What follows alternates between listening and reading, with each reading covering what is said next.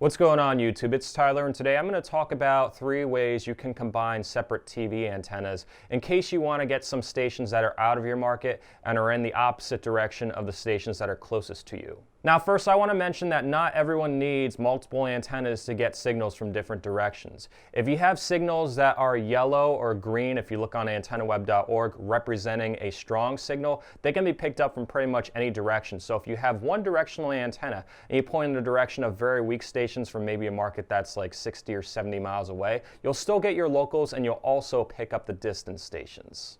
However, some of you may be in the position where you are in between 2 markets in total opposite directions, and the signals are too weak to be picked up with a small omnidirectional antenna, and you got to kind of find a way to combine 2 antennas to get both stations. There's 3 ways you can do it. Now the first option you have is ideal in terms of signal and not getting multipath interference is purchasing a UHF VHF combiner. These work by combining 2 antennas but separate in the frequencies, so you can have one positioned in one market for the VHF stations and the other one positioned in a different market for UHF stations, so that way there's no multipath interference.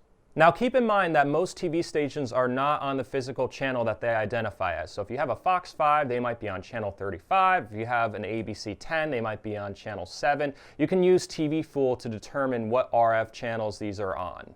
Unfortunately, the majority of you probably aren't in the scenario where you have mostly VHF stations from one direction and mostly UHF stations from the other direction, to the point that you can put 2 separate antennas, one for VHF and one for UHF, and get all your market stations. You probably have a mixed bag where you have mostly UHF from each market and some VHF from each market. Most of you are probably thinking right now, why can't I just buy one of those 2-way splitters from Walmart, connect one antenna pointed in one direction, it gets the channels, and then the other antenna pointed the other direction, it gets the channels. So that way when it's combined to one, it'll get channels from both markets. It doesn't quite work that way. There's something known as multipath interference. In the analog days, it was known as ghosting, and it looked like this. In a nutshell, your TV sees 2 out-of-sync images. In the analog days, this wasn't really a problem. Most of these channels were still watchable, even if they had a little ghosting effect. But in the digital era, either you have the signal or you don't. And sometimes if the ghosting effect is too strong, your tuner won't be able to decode the 2 out-of-sync signals, thus giving you no signal. I'm going to actually demonstrate this right now in my own house to show you what it's like if I combine 2 antennas facing different directions on one of those unpowered coax splitters. So here in my living room, I have my TV set in the converter box that already has the channels programmed onto it. One antenna is pointed north-northwest towards the Scranton-Wilkes-Barre stations. Then I have this antenna out on my front porch pointed west a little bit towards the southwest, towards the local channels about 5 miles away. I couldn't pick them up inside my living room. These are what the signals look like on a map. Scranton-Wilkes-Barre is kind of weak, doesn't really come in unless you have a directional outdoor antenna. And then the local stations, even though I'm only 5 miles from the transmitters, there's a mountain in the way that kind of degrades the signal to the point that I kind of need a good indoor-outdoor antenna to pick them up. These were my results with the south antenna point towards Scranton-Wilkes-Barre, and these were my results with the west antenna point towards South Mountain and Allentown. When I combined the antennas, I was still able to get all the Scranton-Wilkes-Barre stations in addition to channel 22 that wasn't coming in with each separate antenna, but I lost all of the local channels. And I can prove to you that's multipath interference causing the channel not to come in. When I took out the coax in the splitter that leads to the south antenna, I immediately got back both channel 29 and then all the stations that are on VHF channel 9 in my area, which includes WFMZ 69.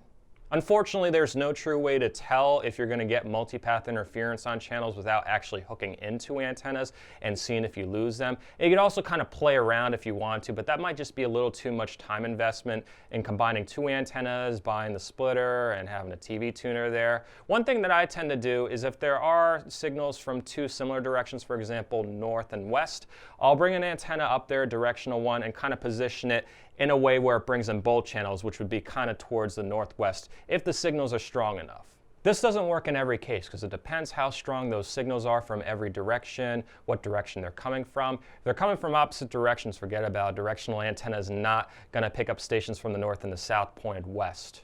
Now, last option you have to combine 2 antennas to get signals in different directions that you can't grab from one direction is to buy an RF switcher. This option probably only works for those of you that have the antenna running to one single TV set, and it's easy to run a second cable wire from the antenna to that TV set. Of course, make sure both wires are properly grounded. If you do that, you don't want an antenna hooked directly into your TV set without having it properly grounded if it's outside. So these are 3 ways you can connect 2 antennas. Now, first option is kind of for those of you that have mostly VHF stations in one market and mostly UHF stations in the other market you want to grab. Probably not likely for all of you, but maybe some of you are in that position. The second option may work for some of you, but others of you may lose some channels due to multipath interference. Maybe there'll be some religious channel or PBS station that you don't really watch and it doesn't really matter, so combining those antennas would be an option for you. The third option is mainly for those of you that just have one TV set connected and can run coaxes very easily from the antenna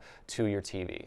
Of course, there's always the option of installing a rotor on a really good directional antenna. I've set up a few before. They take about 2 to 3 hours to install. It's nothing too major. You just got to run the wire from the rotor to wherever the control unit is, probably in your living room. It's really not that bad. You also have the option of just making the decision, deciding I don't care about the out-of-market stations. What do I care about what goes on in Philadelphia? I only care about the Lehigh Valley and what happens in Stroudsburg. That's my scenario, so I don't even bother getting the Philadelphia channels. And I can't get them anyway because I live behind a mountain to the south that blocks the signals. So I'm in a pretty good scenario where I can just kind of position the antenna right between Scranton, Wilkes-Barre, and then the local channels to the west so that I can grab them all. Hopefully I was able to give you some good information in terms of your options for combining 2 separate antennas. Subscribe to my channel for more antenna related videos and have an awesome day.